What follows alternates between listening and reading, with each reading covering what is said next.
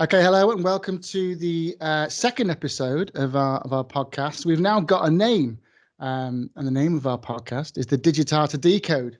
We didn't have a name during the recording of the first episode because, well, we weren't even sure what we were going to do with the recording. But now that one's out and we've got a name.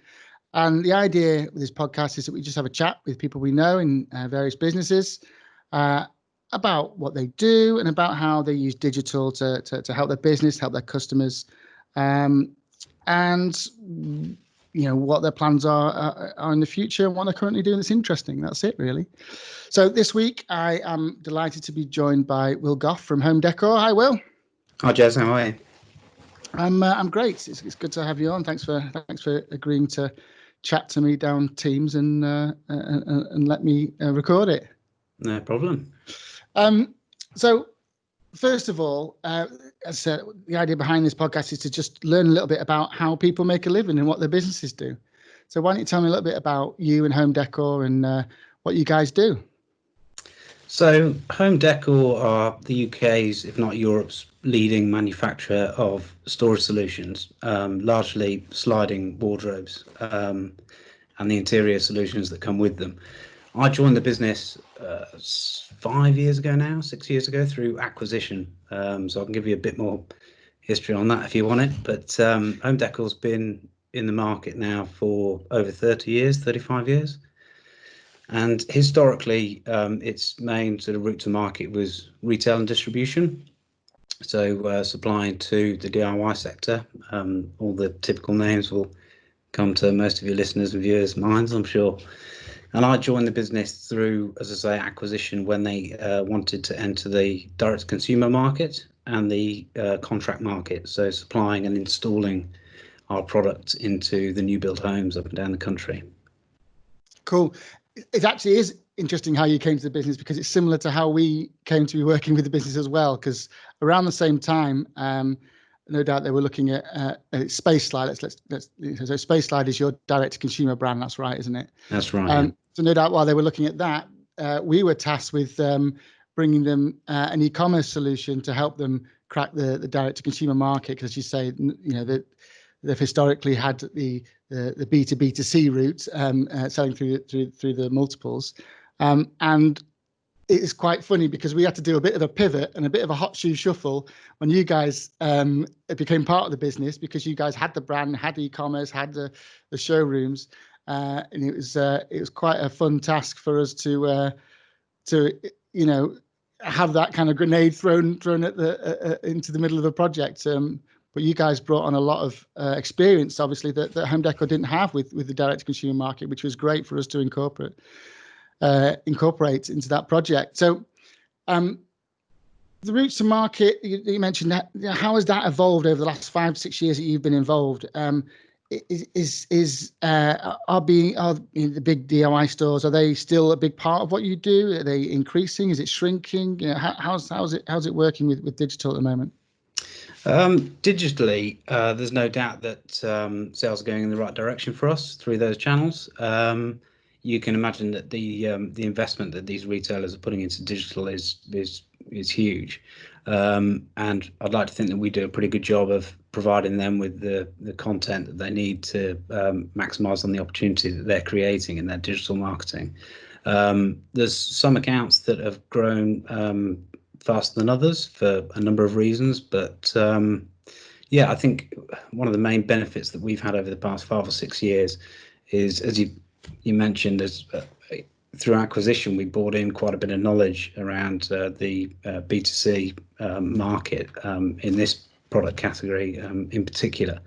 So we're now able to put those learnings into practice on behalf of our retailers, which puts us, if our product range doesn't, and our expertise and the product life cycles that we're able to manage in-house along with product design and so on, put us one step ahead of any competition that's out there. And what's the focus in terms of your direct-to-consumer activities? What's the focus for you at the moment for your digital channels? Are you focused on driving traffic? Are you focused on conversions? Are you focused on a slicker experience for the users? What's driving it at the moment? as I'm sure is the case for most people in e-commerce, Jez, all of the above, as you know. But yeah, we've joking aside, all of the above is our focus. We went through a site redesign for our direct-to-consumer bedroom brand 18 months ago. That improved our conversion rate by about 40%. We did the same thing for our kitchen brand. We've got a direct-to-consumer kitchen brand as well, Optiplan Kitchens. That also went through a site redesign 12 months ago.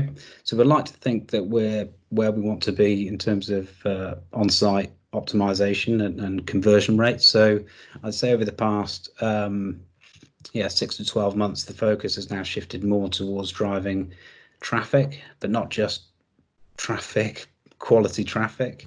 And that's come through the analytical tools that we're able to use better now than we have done in the past through use of external agencies like yourselves, but also some recruitment in-house to manage those accounts. And yeah, things are going fairly well at the moment, I'm pleased to say. Yeah. Good. It's good to hear, especially when a lot of businesses are affected by lockdowns and just general user behaviours in this lockdown situation.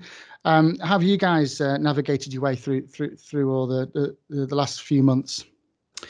Yeah, it's been a challenging time, as I'm sure it has been for most.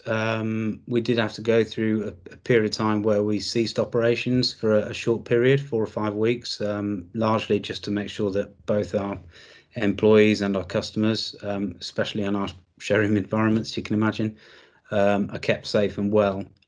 From a digital perspective, we were able to react really quite quickly to that, and I think the size of our business and the size of our team internally perhaps benefited us somewhat there, because we were able to respond quite quickly and put certain functionalities in place that thankfully our agency KMP were working on for us, as it happens, sort of in tandem to some other projects that were going on. So yeah, we were able to very quickly implement some book by appointment functionality in place that we'd been meaning to get live for a little while.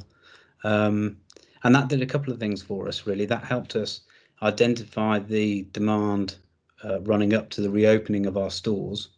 And it also, somewhat surprisingly, improved the quality of the traffic that we were getting for our appointments. So as you can imagine, during the strange times that sadly continue, people were a little unsure as to whether or not they wanted to go to a retail environment. Mm-hmm. But both our bedroom showrooms and kitchen showrooms are out of town. They're not high street stores. They're typically on small business parks.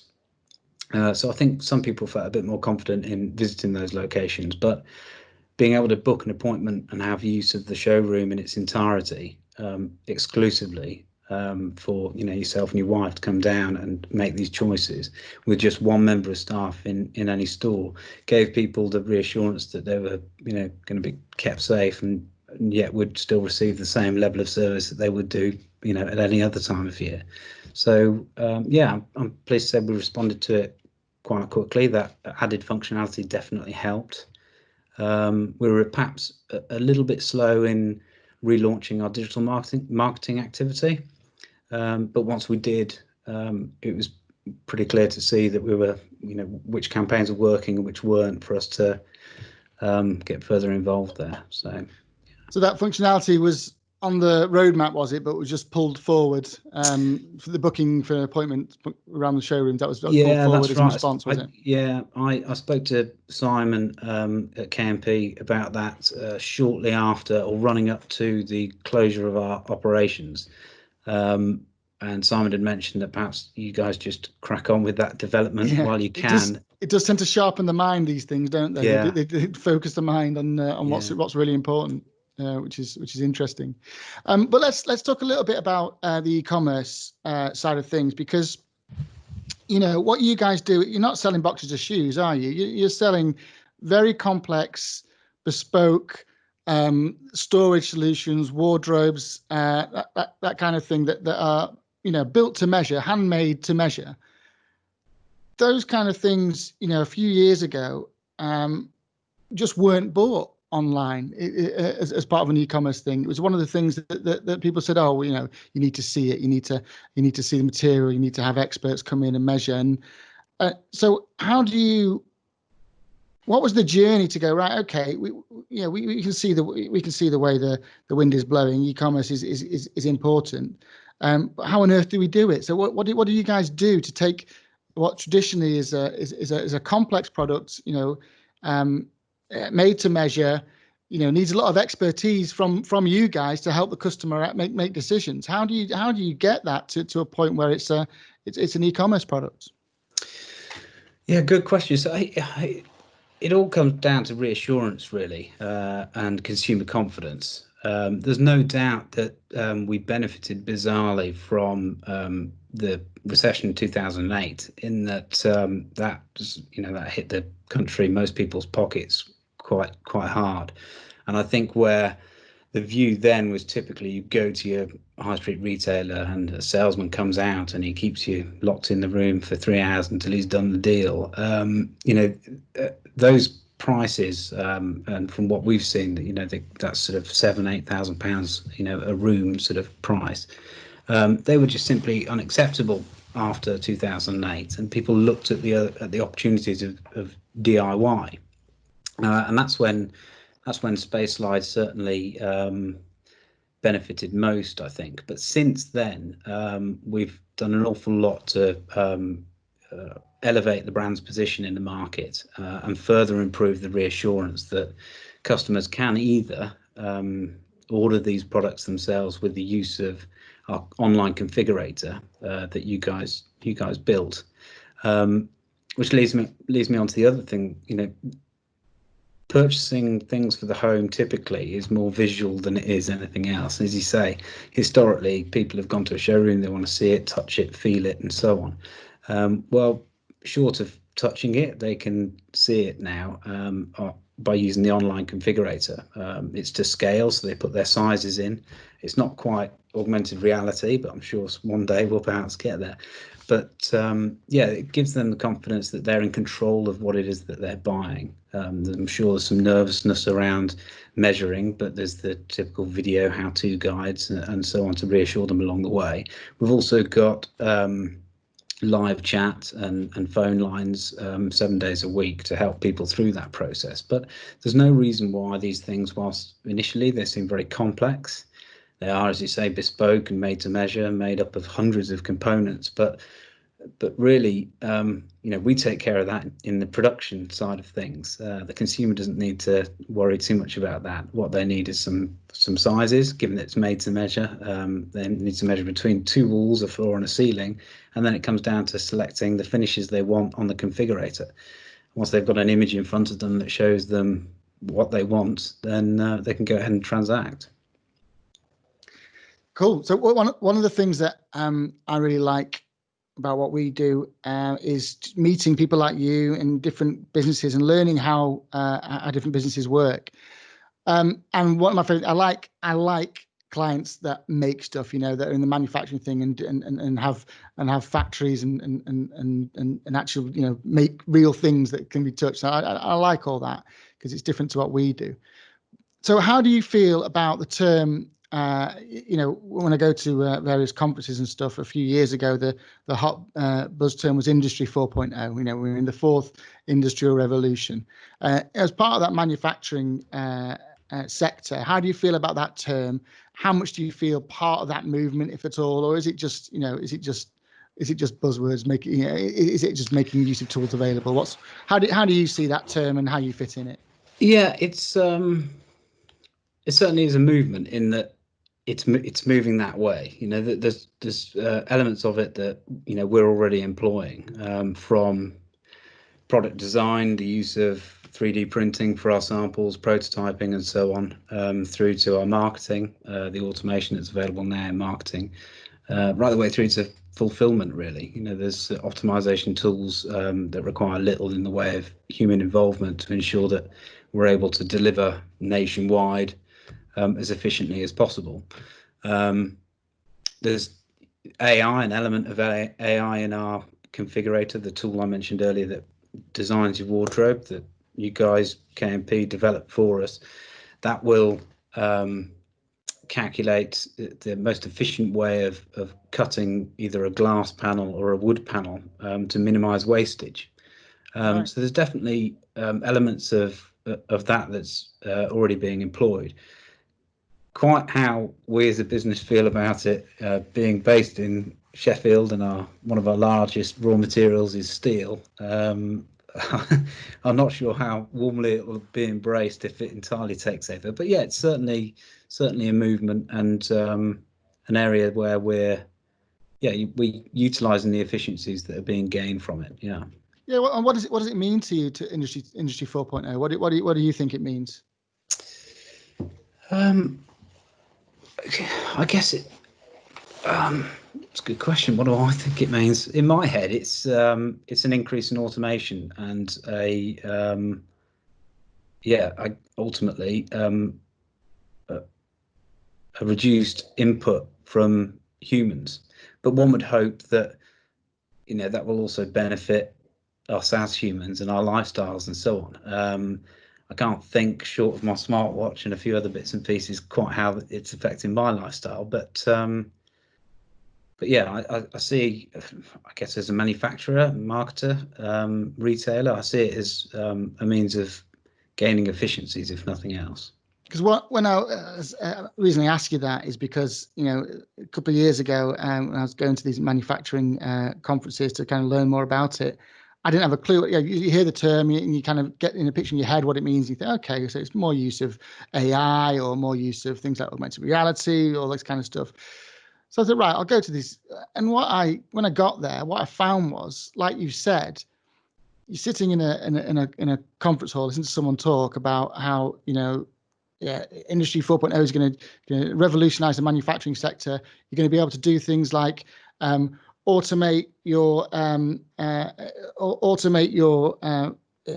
factory's planning based on your order book using AI. And I was like, oh, that's what we do with Will. That's that whole cut sheet thing that you're talking about. I was like, oh, we do a bit of that.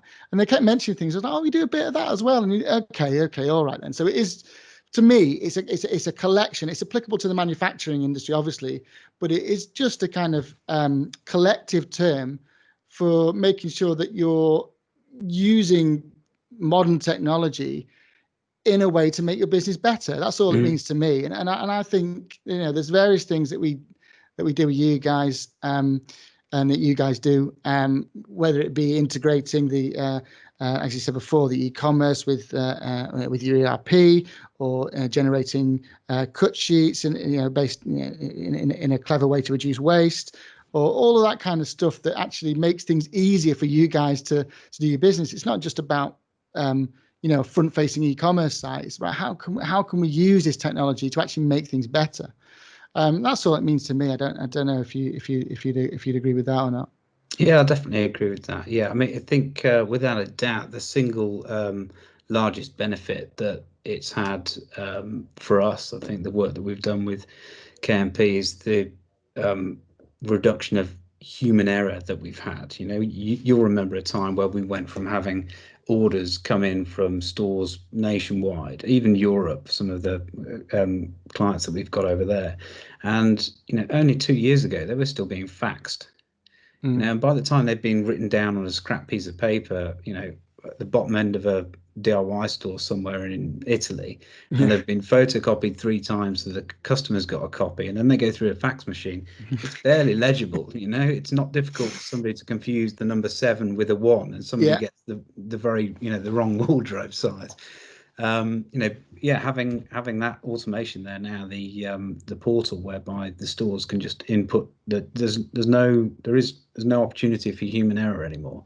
It goes onto the factory floor in Sheffield in exactly the same format that it was entered in Italy, with no human interaction whatsoever. So there's no opportunity for error, which is a great cost saving for us. You mentioned Simon earlier, my colleague Simon, RMD at KMP, and I was chatting to him about, prior to this conversation, about what he likes about the project, what he likes about all the things we do with you. And what he said was that you guys recognize that it's not just about showrooms and e-commerce, you guys really have a good handle on how to make that buying experience for that customer, whether they're buying online or whether they're buying in a showroom or a mix of both. And I wonder how much of that is out of necessity, or how early you realize that, and what you guys do to kind of make that journey a little bit easier for the customer. Yeah, I think it's just being sympathetic to the needs of consumers. I think there's too many. And this isn't a criticism of competitors. This is a general.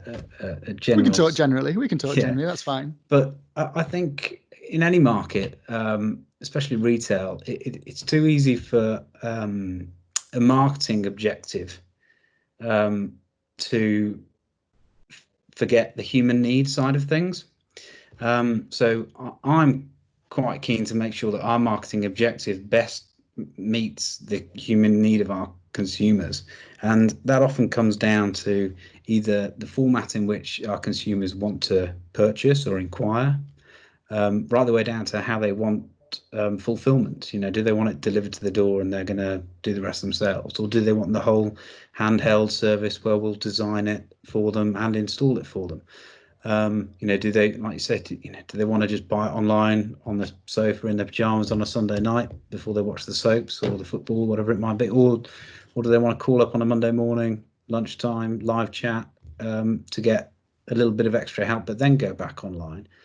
So I think it's important to offer the consumers the opportunity to transact in any way they wish. I wonder how much of that is born out of the fact that you're not just selling, a box, or you're not selling an item of clothing. The actual sales process is going to be longer. It's going to be, people are going to deliberate more over it. They're going to need to go and find out information, go and measure their room. And I think because there are more touch points, that kind of consideration that you're demonstrating there is even more important to you guys than it might be to someone, like I say, who's selling T-shirts that you can just order, try. If it doesn't fit, you send it back. It's the fact that someone can go into one of your showrooms and say, "Oh, I was having a look online. I've put in my measurements," and the guy in the showroom can pull that up and add to it, or that can be done over live chat. All those multiple touch points, I think, come together to make a really good user experience. And obviously, in situations that we're in now, where people are thinking, "Oh, I didn't go for a holiday this year, and I've been sat in my bedroom a lot more than I would. I really need to sort those wardrobes out." I think being considerate of people's situations is really going to hold you in good stead. That wasn't a question. I don't know. No, I completely agree, Jez. Okay, good.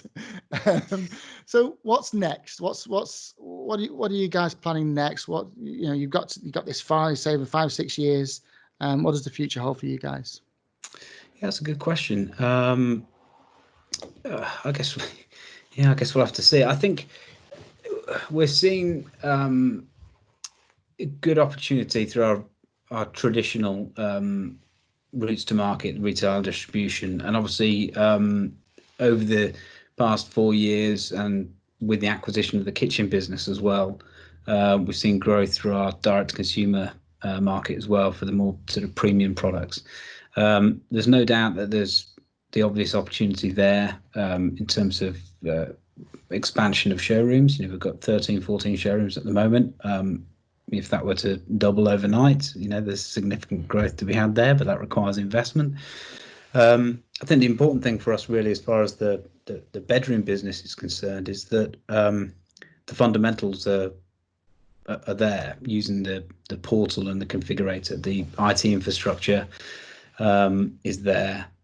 Our agency, the digital partnerships that we need to grow are there. We've got opportunities to look at new platforms that might offer us improved digital marketing and databases. One area that I do believe that we need to improve upon is our sort of CMS. It's a bit disjointed at the moment between our digital platform and our internal processing, manufacturing ERP system.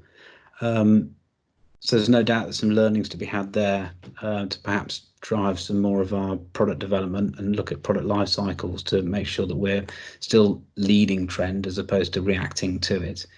But who knows?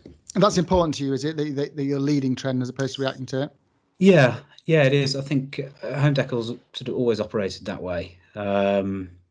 It's easy to say, being the market leader, but we, up until this year, of course, we have a team, and part of the marketing team have travelled to a number of the European fairs where they perhaps see finishes and trends in general for the homewares sector that could start to influence the UK market, and they'll bring that back and have a look to see where we want to implement things and which finishes could launch through which markets and which product categories and price ranges and so on. And then there's obviously those finishes that become discontinuations. In terms of the technology that we're applying to our product as well, you can imagine, it's a lazy example, but I'll use soft close door mechanisms. Soft close doors on your kitchen are now old hat. Well, I can assure you, trying to develop those for a sliding door is a bit more complicated than it is for a kitchen door unit. So yeah, we try to lead trend rather than sort of react to it too much. But there's no doubt there's some further learnings to be taken from data that we're not yet utilising from our existing sales to perhaps further improve the trend and product lifecycle work that we're doing now. There's always data to analyse, isn't there? Yeah. And I think that's a good point actually to finish. And I'd say, Will, Gough, thank you so much for joining me. It's been really interesting. So thanks very much. No problem. Thanks for having me.